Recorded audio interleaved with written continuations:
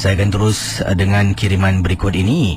Ini adalah satu kisah yang dialami oleh Zubaidah, berkongsi pengalaman ketika memandu di waktu malam dan ternampak sesuatu yang mungkin membuat beliau takut dan curiga.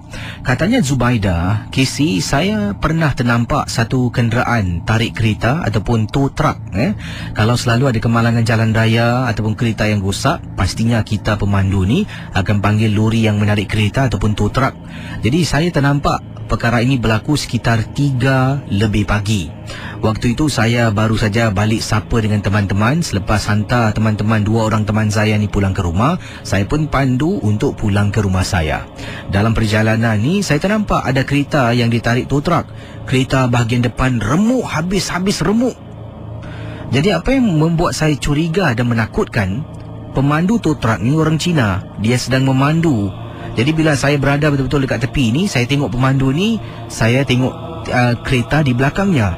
Yang membuat saya takut, kereta yang ditarik ni depannya dah remuk sangat, Casey. Dan saya terperanjat apabila saya ternampak, Casey, kata Zubaidah, di tempat duduk pemandu kereta remuk tu ada perempuan sedang duduk. Casey, perempuan tu duduk seorang diri.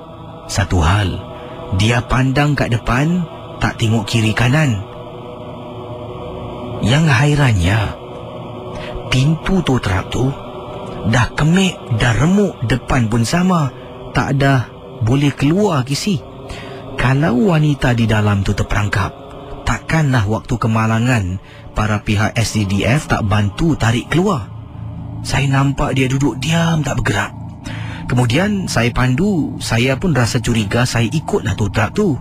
Tow truck tu pandu, saya ikut dari tepi. Kemudian saya tengok lagi, perempuan tu masih berada tempat duduk belakang. Casey, apabila sampai tempat satu lagi, traffic light ataupun perhentian lah, ya katanya Zubaidah, saya toleh. Alangkah terperanjatnya, Casey, perempuan tu toleh tengok saya, Casey. Selepas tu lampu hijau, saya terus tarik gear dan pandu selaju-lajunya tinggalkan tow truck itu di belakang. Sampai ke hari ini, kata Zubaidah, saya tak tahu sebenarnya adakah yang saya nampak di belakang tu manusia ataupun makhluk halus. Casey, bila saya tanya pada pakcik saya berikan penjelasan yang mungkin boleh masuk akal. Katanya di sini, mungkin wanita dalam kenderaan itu terlibat dalam kemalangan. Dan mungkin dia mati, mungkin dia tak sedarkan diri, pingsan. Oleh kerana itu, badannya masih belum boleh terima hakikatnya dia dah meninggal. Sebab itulah dia masih lagi terperangkap seolah-olah dia sedang memandu kenderaan yang baru kemalangan jalan raya. Seram, Casey.